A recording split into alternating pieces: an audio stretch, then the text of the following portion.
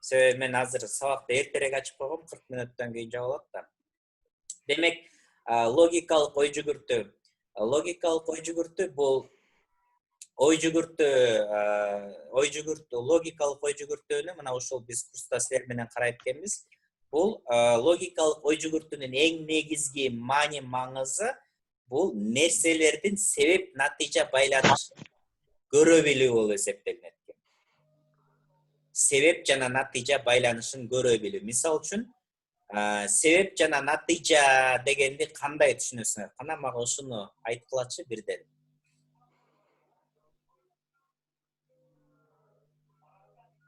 Ким жооп берет? Себеп жана натыйжа деген эмне? Себеп деген бул ошол бир нерсенин себеби болуш керек, анан анын жыйынтыгы натыйжасы болуш керек да. Ошондо бир нерсе себеп болуп, анан гана натыйжа чыгат да. Биринчи себеп болуш керек, анан натыйжа чыгат. Жооп берип атканда видеону күйгүзгүлө, сөзсүз көрө эле ким анан мындай биз бул сабак бир эле сабак болуп бүтүп калбайт балдар. Баарыбыз бири-бирибизден мындай таанышып, көрөлү, көргөндө таанып. Кана видеону күйгүзүп, анан мындай үйрөнгүлө давайте. Себеп жана натыйжа, демек ар бир нерсенин эмнеси болот экен? Себеби болот. Мисал үчүн, мен силерге азыр ооба, мына калемди көргөзүп атам. Калемди көргөзгөндө, мына бул калемдин дагы себеби, бул өзү эмне? Натыйжа. Демек, мунун себеби бар. Микрофондорду өчүргүлө, балдар, ашыкча звуктар көп болуп атат. Микрофондорду өчүрөлү, балдар. Мага аябай тоскоолдук берет да, могу сүйлөп аткан адамга, ошондуктан микрофонду өчүргүлө. Бардыгыбыз келгиле үйрөнүп алалы, ушул жөнөкөй эле бир эрежелер. Жооп берип атканда видеону күйгүзөбүз, анан жооп беребиз. Анан жооп берип бүткөндөн кийин микрофонду өчүрөбүз. Ашыкча эч ким сүйлөбөгөндөр, балдар, микрофондоруңарды өчүрүп койсоңор болот экен. Демек, логикалык ой жүгүртүү деген бул себеп жана нерселердин себеп жана натыйжа байланышын аныктай билүү болуп эсептелет экен. Демек, нерселердин көп себеп натыйжа бул мындай цепочка деп коет, чынжырча болуп аябай узун. То есть бир себеп анан бир натыйжа эле болбойт экен. Себептер аябай көп болот экен, натыйжалар да көп болот экен да. То есть жөнөкөй эле мисал дагы бир айта турган болсок, мисал үчүн даракта алма начар болуп атат дейле да, дарактын алмасы. Начар болуп атса, алманын өзүн эле барып сүртүп, алмага жакшылап караган болбойт экен. Анын бүт эмеси, проблемасынын баары жердин астында, тамырында болуп атат да дарактын. Демек, тамыры начар болсо, демек дарактын мөмөлөрү дагы начар болот экен. Тамырды курт жеп атса же тамырга суу барбай атса же жаман суу барып аткан болсо, мөмөлөр сөзсүз жаман болот. Бул эң жөнөкөй түшүндүрмөсү, себеп жана натыйжа. Биз ушул себеп жана натыйжаны аябай жакшылап өздөштүрүп үйрөнүшүбүз керек. Демек, логиканын маңызы бул себеп жана натыйжаны жакшылап үйрөнүү болуп эсептелинет экен. Так, азыр балдар кошулуп атат, кошуп коеюн. Кийинки логикалык ой жүгүртүүдө биз аргументация дейт. Аргументтерди мындай аябай жакшы туура бири-бири менен байланыштырганды үйрөнөт экенбиз мына силер менен. Аргумент дегенди ким билет? Бул эмне аргумент деген сөз? Мына балдар, жаңы сөздөр чыгып атат. Бул сөздөрдү силер тетрадыңарга жазып, аныктамасын жазып, анан өз алдынча да бир аз изилденишиңер керек. Микрофондорду өчүрөлү, балдар.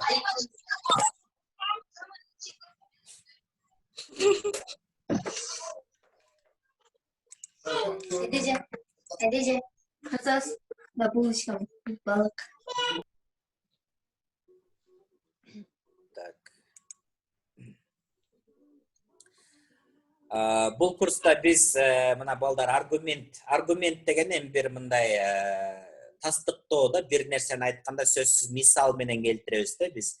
Сөзсүз бир оюбузду айтсак, ошонун аркасында бир мисал болуш керек. Мисал мындай чыныгы, мындай бир нерсеге таянган нерсе болуш керек да. Мисалы, жөн эле асмандан эле бир ойду айтып эле айта бербей, ошо бир бүгүн мен кечигип калдым сабакка.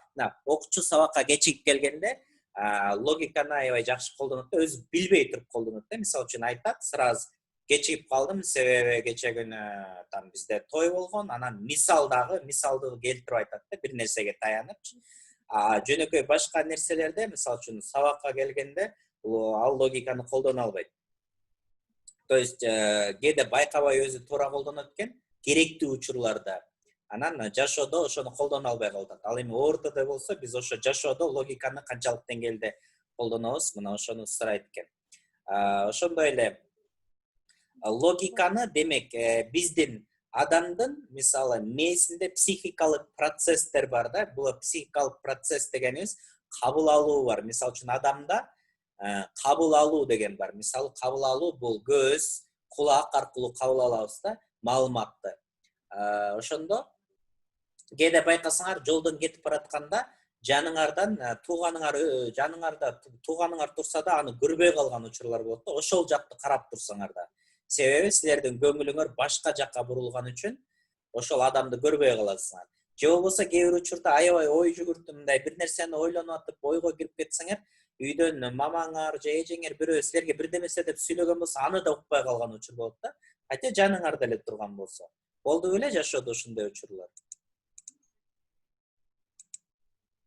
Жашоодо көп эле болот, болот, ооба. Себеби бул биз көңүл буруубуз башка жакка бурулуп кетсе, демек энергия ошо жакка кетет экен. Демек кабыл алуу бар экен, бизде эске тутуу, психикалык процесс бар, экинчиси, анан үчүнчүсү ой жүгүртүү бар.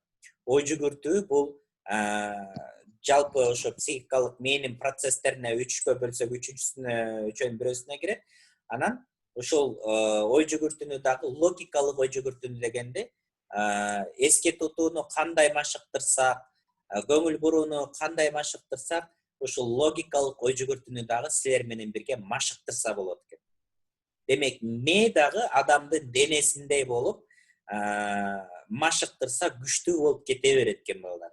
Мисалы, денебиз мисалы слабый, биздики тренировка кылбаган болсок, спортсмен эмес болсок, денебиз алсыз болот.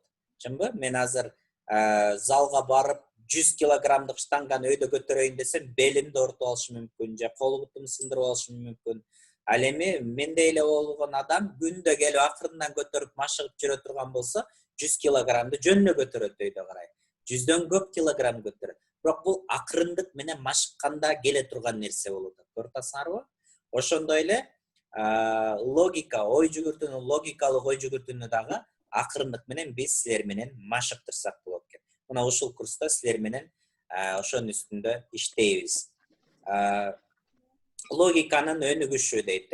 Демек, логика күндө биз эртең менен кечке чейин ар кандай чечимдерди кабыл алабыз. Мисалы үчүн, жан жаап аткан болсо, эмне кылабыз? Плащ кийиш керек же зонтик алып алыш керек деген.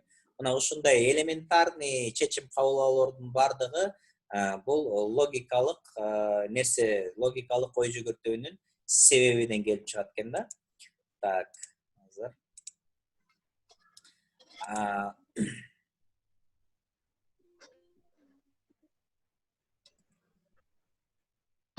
Логикалык, мисалы, ой жүгүртүүнүн төмөндөгүдөй түрлөрү бар балдар. Биринчиси мына наглядно образная деп турат бул. Биз мына элестетип ой жүгүртүү бар. Мисалы үчүн ой жүгүрткөндө биз жөн эле мындай көздү жумуп алып эле ар кандай нерселерди образ мындай элестетебиз да. Мисалы, машина жүрүп баратат, же болбосо мектепке барып бир окуя болгон болсо, ошону кайра элестетебиз. Кээде үнү жок эле элестетебиз, же болбосо бир нерселерди карап мындай. Бул ошо нагляд образдуу ой жүгүртүү деп коет. Экинчиси, бул кичинекей балдардыкы аябай өнүккөн болот балдар, образдуу ой жүгүртүү. Образдуу ой жүгүртүү, ошо фантазия десе да болот мына. Экинчиси абстрактуу логикалык дейт. Логикалык абстрактуу ой жүгүртүү бул мындай сүйлөм менен ой жүгүртүү болот да. Сүйлөм менен ой жүгүртүү. Сүйлөм менен ой жүгүрткөндө дагы бул конкреттүү сөздөр менен эмес экен. Конкреттүү жана абстрактуу деген мындай сөздөр бар да балдар. Кандай түшүнөсүңөр?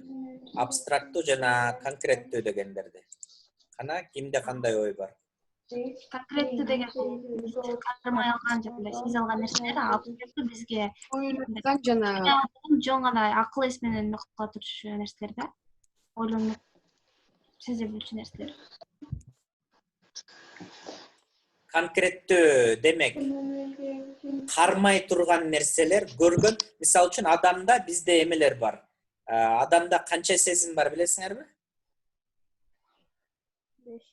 5. Кайсы сезимдер бар? Көрүү, угуу, даам билүү, жүк сезүү, Сезание. Дене менен сезүү.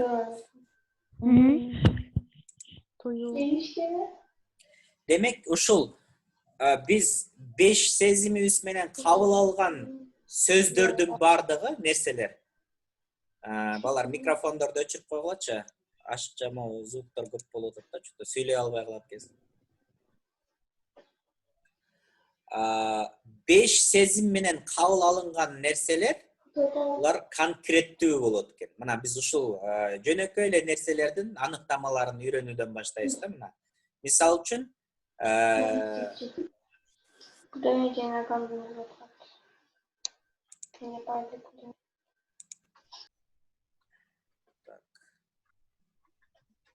тахмина силердин микрофон экен, мен өчүрдүм.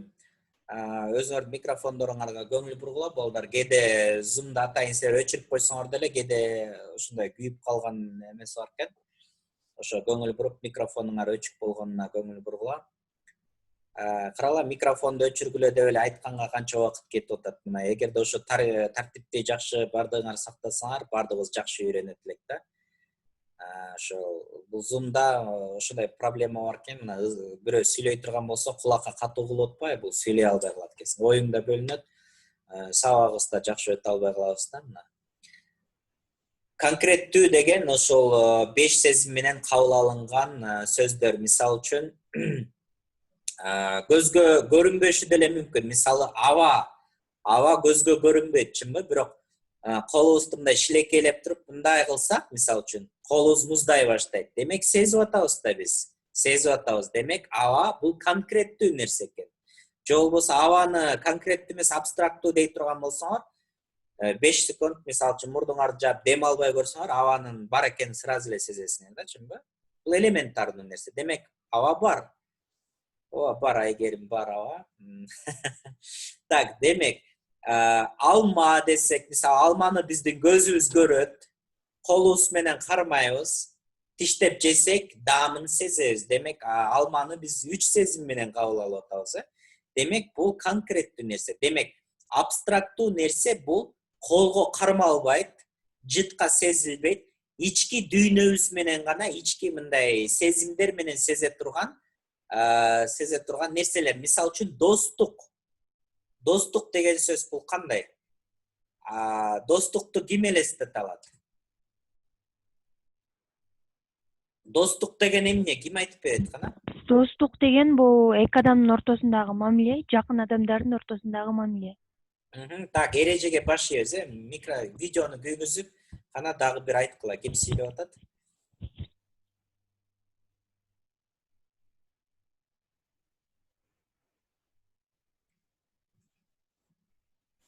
Эки адамдын ортосунда мамиле деп атасыңар, Мамиле. Мамилени элестетсе болобу? Жок. Мамилени элестете албайбыз, Демек, достук дегенде силер өзүңөрдүн ошол досуңарды гана элестетишиңер мүмкүн. Анан ортосунда мамиле десе, мамилени элестете албайсың. Демек, достук деген сөз бул абстрактуу сөз болду. Мамиле деген сөз абстрактуу болду. Демек, мына ушул абстрактуу, ой жүгүртүү деген мына ушундай сөздөр менен көбүрөөк ой жүгүртсө адам, демек абстрактуу ой жүгүртүп атат деген сөз уже бул татаал процесске кирет экен. Муну чоң, мисалы үчүн акыл эси тереңирээк өнүгүп аткан адамдар мындай ой жүгүртө алат, анан ушундай абстрактуу сөздөр менен көбүрөөк ой жүгүртсөңөр, силердин да акыл эсиңер өнүгөт экен. Ал эми акыл эси мындай анча өнүкпөгөн, логикалык ой жүгүртүүсү, демек абстрактуу ой жүгүртүүсү төмөнүрөөк болгондор, алар наглядно образный деп коет, жана элестетип ой жүгүртүү. Мисалы, Geçe günü biz tam oturuşka barıp je diskotekaga bardık je oturuş boldu. Anan 3 bala geldi je 5 kız geldi, anan tortap geldi. Бүт эле бул конкреттүү нерселер да, чынбы? Музыка койду, музыканы деле угабыз да биз. Бул деле конкреттүү. Демек, бул өтө төмөн деңгээл болуп эсептелинет экен, карасаңар. Ошондо эки кошулуп алып ушак сүйлөп отурган болсо, булар өтө эле жөнөкөй элементарный эле бир деңгээлде ой жүгүртүп сүйлөп атат да. Абстрактуу эмес. Саясатты сүйлөп аткан болсо деле тиги адамдарды сүйлөшүп атат. Демек, бул дагы өтө жөнөкөй. Демек, биз ушундай абстрактуу сөздөр менен мындай достук деген эмне, сүйүү деген эмне, атуулдук, мамлекетти сүйүү деген эмне, мына ушундай нерселерди бир алып алып, аны ошонун үстүндө акырындан ой жүгүртүп баштай турган болсок, улам көбүрөөк суроо берипчи, суроо бергенде дагы эмне үчүн деген суроону 5 жолу бериш керек да. Мисалы үчүн, достук деген эмне десек, достук деген эки адамдын ортосундагы мамиле деп атат. Эмне үчүн ал мамиле деп кийинки суроону берсеңер болот да. Анан эмне үчүн ал ортодогу мамиле деп, анан уже көрдүңөр, мени күйгүзүш керек, уже иштетиш керек. Мне андай ой жүгүртүп көргөн эмес. Демек, ой жүгүртүп көрбөгөндөн ортого барганда кыйрат ой жүгүртпөйбү, эч кандай ой жүгүртпөйт. Отурат дагы сабак учурунда там зататош деген заттын атын билдирет, анан там дефис мындай жазылат деп ал жаттаман нерселер эстен бат эле чыгып кетет алар. Ал мындай жаттап, бул биринчи этап. Жаттап үйрөнөсүң, сөзсүз жаттабай да үйрөнсө болбойт. Бирок экинчи этап өз алдынча ой жүгүртүүнү башташыбыз керек. Ой жүгүртүүнү өзүбүзгө суроо берүүдөн баштайт экенбиз. Бул эмне дегенчи? Вербалдык логика дейт. Вербалдык логика кийинки бул сөздүн жардамы менен сүйлөм куруп, анан сөздөрдү туура колдонуу тууралуу да. Мисалы үчүн, туура сөздү туура жерде колдонуу. Мисалы үчүн, элементарный эле айтсак, китеп жерде турат дейбизби же китеп жерде жатат деп айтабызбы? Жерде жатат деп айтабыз. Китеп жерде жатат деп айтылат да, жалпысынан. Анан китеп жерде турат десек, анда китеп тигинен турган учур болсо, тигинен турат жерде, тик турат. Ручка жерде жатабы же ручка жерде турабы? Жерде жатат. То есть негизгиси, мисалы үчүн, жатса жатат дейбиз, туруп турса туруп турат деп. То есть ошол туура сөздү туура жерде колдонуу бул вербалдык логикага кирет экен. Анан бир сөздү айтканда, мындай эки маанилүү эмес, бир маанилүү мындай сөздү, ойду так жеткирүү бул вербалдык логикага кирет экен. Мисалы үчүн, сен бир ойду айтсаң, адам башкача түшүнүп ала турган болсо, сен вербалдык логикаң начар дегенде. Анан ошол чыр-чатактарды ошол алып келет да. Мисалы үчүн, сен алманы элестетип, алманы айтып атсаң, адам помидорду элестетип атып, анан сен бул алма да десең, ал помидор деп анан экөөңөр талашып. То есть логика, вербалдык логикалык дегенде ошол сөздү таамай, сөздү туура жерде табуу деген сөз экен да. Ошо вербалдык. Демек, оюбузду эки тараптуу же көп маанилүү эмес, оюбузду бир тараптуу, анан чөткү так айтууну үйрөнүү болуп эсептелет экен. Муну дагы машыгыш керек экен акырындык мененчи. Логикалык ой жүгүртүү төмөндөгүдөй операцияларды биз жакшы кылуу билүүнү талап кылат экен. Анализ жана синтез дейт. Бул сөздөрдү силер биринчи жолу угуп атасыңар. Мектепте негизи буларды көп үйрөтпөйт.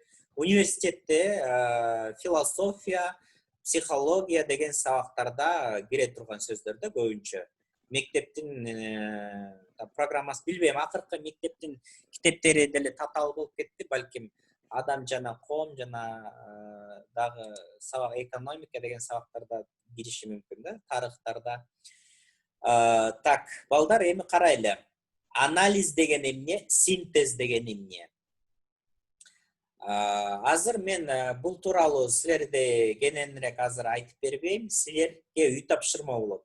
Кийинки эртеңки сабакта силер өз алдынча изилденип, анализ деген эмне, синтез деген эмне таап келесиңер. Түшүнүңөрбү? Так, экинчиси индукция жана дедукция. Индукция деген сөздүн маанисин табасыңар, анан дедукция деген сөздүн маанисин табат келесиңер. Мындай bir söz var da балдар. İdeya деген сөздү ким билет? Кана кол көтөрүп. Ағай, мен айтайыншы. Билесиңерби идея деген сөз эмне экенин? Мысалы, Мисалы, мектепте мындай майрам уюштуруп атат дейли, анан кандай уюштурушты билбей жатканда бирөөсүнө ушундай кандай уюштурган жөнүндө ой келсе, ошону идея мен таптым ушундай деп айтат го. Мектепте аябай активист окшойсуң, резки салыштырып аналогия кылдың. Так, жакшы. Так, ооба. Анан балдар жанагы мындай нерсе бар да. Демек биз сабактын башында айтпадымбы мен? Логика деген сөздү силер көп жолу угуп жүрөсүңөр, анан билем деп ойлойсуңар, логикалык ой жүгүртүү, бирок чындыгында эч нерсе билбейт экенбиз логика тууралуу, чынбы? Демек логиканын өзүнүн закондору бар экен, мыйзамдары бар, үйрөнүш керек, бул илим да өзүнчө эле математикага окшогон. Анан биз жашоодо көп жолу угуп жүргөн сөздөрдү үстүндө биз ой жүгүртпөгөн үчүн ал эмне маанини түшүндүрөт биз өзүбүз деле билбейт экенбиз да. Мисалы үчүн жана сабактын башында мен айттым го. Сабактын башында эмне дедим? Сабактын башында көп жолу мына машинаны мисал кылып айттык, Машина мисал болду. Машинаны айдап көрбөгөн адам кандай ичинде отуруп көрбөгөн адам дейли. Мисалы баарыбыз эле отуруп атпайбызбы, бирок такыр эле мисалы үчүн машинаны биринчи жолу көрүп аткан болсо, отуруп көрбөгөн болсо, анын мына маани маңызын түшүнө бербейт да адам. Ошол сыяктуу өзүнүн башынан өтпөгөн болсо, практика жүзүндө кылып көрбөгөн болсо, билбейт экен. Эми кийинки мисалы үчүн сөздү алалы, жана достук деген сөздү алдык. Достук деген эмне десем, мына бардыгыңар кыргыз тилинде жакшы сүйлөйсүңөр, чынбы? 11 класс болдуңар. 18-ге, 17-ге чыктыңар, 16-17-ге чыктыңар, 17 мына 3 жашыңар мисалы үчүн 3 жаштан баштап сүйлөй баштаган болсоңор, бир 14 жылдан бери кыргыз тилинде сүйлөйсүңөр да. Эми достук деген эмне десем, кана ким канча сүйлөм айта алат мына? Кыргызча эле. Ана ким кыйын айткылачы, достук деген эмне? Мына кыргызча эле, орусча деген жокмун. Мамиле, ишеним. Сен сөз айтып атасың, мындай сүйлөм айтып атасың, сөз эмес, сүйлөм. Достук бул ошол эки адамдын бекем достугу жана ошо мамилеси, ынтымактуулугу. Так. Достук болуп саналат да. Достук болуп саналат, ынтымактуулугу. Ынтымактуулук деген эмне? Ынтымак бул биримдикте бир нерсени кылуу мындай. Биримдикте кылуу дегенди кандай түшүнөсүңөр? Биримдикте кылуу бир адамдын оюн экинчи адам колдоо. Бир адамдын идеясы экинчи адамга толугу менен жагуу. Эки адамдын дүйнөгө болгон көз карашы окшош болуу. Дүйнөгө болгон көз караш дегенди кандай түшүнөсүңөр? Көз караш деген эмне ал? Өзүн ошол дүйнөгө кандай караштар менен караган ошо көз караштары болуп саналат да. Мисалы үчүн ал адам дүйнөгө кандай көз караштар менен карашы мүмкүн, ошол эмеси да. Мисалы, ар бир адамдын өзүнүн жакын досу менен дүйнөгө болгон көз карашы окшош болот да. Мисалы, эки китепти көп окуган адамдардын дүйнөгө болгон көз карашы башкача болот. Мисалы, дагы мисал келтирсек, кей-поперлердин көз карашы окшош, китеп окугандардыкы, кино көргөндөрдүкү, жана ошондой эле көчөдө жүргөндөрдүкү, үйдө отургандардыкы болуп бөлүнөт да. Адамдын мындай чөйрөсүнө карат да, көз карашы ошондой болот. Так, туура, жакшы. Мына көрдүңөрбү? То есть мына биринчи баштадыкпы, анан улам ар бир сөздү кармап алып туруп, анан ошону кандай түшүнөбүз? Бул эмне деп каза башташыбыз керек экен да. Ой жүгүртүү деген ошо күрөктү аласыңар дагы. Анан достук деген бул мамиле деп, анан мамиле деген эмне? Мамиле деп мына бир аз ойлоно баштасаң, чыгат экен, казыш керек экен. Казбасаң чыкпайт. Дайыма анан мындай тартынбай, ошентип айтып, оюбузду мына айтып эмет баштаганда мээ иштей баштайт. Анан канчалык көп ушул процессти жүрө баштасаңар, анан мээңер ушундай жакшы иштей баштайт. Ошондо себеп жана натыйжа байланыш дегенди мына курганда акырындык менен үйрөнүшүбүз керек экен. Бул өзү илим. Мен силерге көнүгүүлөрдү дагы берем. Көнүгүүлөрдү дагы аткарабыз. Мисалы үчүн кыргыз тилде узун бир сүйлөм болсо, логикалык өзүнүн символдору болот. Мисалы үчүн узун бир сүйлөмдү алсак, ошо үтүргө чейин бир жөнөкөй эле бир сөз же бир а деген эле тамгага келет да бир сүйлөм. Экинчи сүйлөм б деген тамгага келет да. Мындай логика менен караганда узун бир сүйлөм болсо, сүйлөмдүн маанисин түшүнбөй атабыз да, мисалы үчүн атайын татаал сөздөрдү берип коюшу мүмкүн. Биз логикалык формага алып келе турган болсок, мисалы, узун татаал сүйлөм болсо, а деген б деген эле, а деген бул б деген эле эме сүйлөмгө келип калат да. Сөздүн өзүнүн мындай сөздөрдүн баардыгын ыргытабыз дагы негизги скелетин карайт экенбиз да, формасын. Ошондо биз логикалык байланыштарды табат экенбиз сүйлөмдүн арасынданчы. Мына ушундай машыгуу аркылуу ошондойго келсе болот. Демек ошондо татаал сүйлөмдөрдү да демек математикага алып келип койсо болот деген сыяктуу нерсе да. То есть ушундай нерсе бар. Өзүнүн закондору, мыйзамдары, эрежелери бар экен, аларды акырындык менен үйрөнөбүз. Ошондуктан мунун баардыгын үйрөнүш үчүн биз силер менен активдүү, демек жөнөкөй эле бир сөздөрдү алып, ошону бир түшүнүктөрдү алып, анан казганды үйрөнүшүбүз керек. Мына азыр жөнөкөй эле мисал кылдык. Демек бул эмне, ал каерден келет, аны кандай түшүнөсүң, муну кандай түшүнөсүң деп каза баштасак чыгат экен балдар. Ошондуктан биз мектептеги мисал үчүн көп эле темаларга сочинениялар берилет. Ошондо балдардын логикасын өнүктүрүүгө багытталган да, бирок ага көңүл бурулбай калбадыбы көп. Анан силер дагы мисал үчүн кичине жалкоо болуп атасыңар, аткарбай атасыңар. Анан мунун баардыгын биз өзүбүзгө милдеттенме кылып алышыбыз керек. Мисалы үчүн мен милдеттүүмүн, ой жүгүртүмдү өнүктүрөм деп анан башташыбыз керек экен. Эртеңки сабакка балдар мындай кылалы, бүгүнкү сабакты азыр ушу менен эле жыйынтыктай турсак болот экен. Анан эртеңден баштап активдүү мына катыша баштадыңар, эртеңден баштап дагы акырындан улантабыз. Эртеңкиге мен силерге бир тема берейин. Демек, бүгүн азыр баштадык. Достук деген эмне? Достук деген эмне дегенге сочинение жазгыла силер. Ушундай өзүңөр эле ой жүгүртүп, бирөөдөн эчтеке сурабагыла. Ой жүгүртүү деген бул эки адамдын мамилеси деп баштадык. Мамилеси деген эмне? Дүйнөгө болгон көз караш. Көз караш деген эмне? Сочинениени кааласаңар ушинтип жазгыла. Ушу суроо, жооп, ушинтип казып жазсаңар да болот. Бул мындай мен мындай баа коюп неме кылбайм да, главный биз ой жүгүртүп башташыбыз керек болду. Уктап аткан мен ойготуп ордунан жылдырып ийсек, анан кийинки мен бере турган татаал нерселер бар өтө. Ошол нерселерди үйрөнгөнгө даяр болосуңар. 2-3 күн теория кылабыз. Андан кийин практикага акырындан киришебиз да. Түшүндүңөрбү? Демек эртеңкиге ошо тапшырманы аткарасыңар. Эреже боюнча эртең уже видеолорду бардыгыңар күйгүзөсүңөр.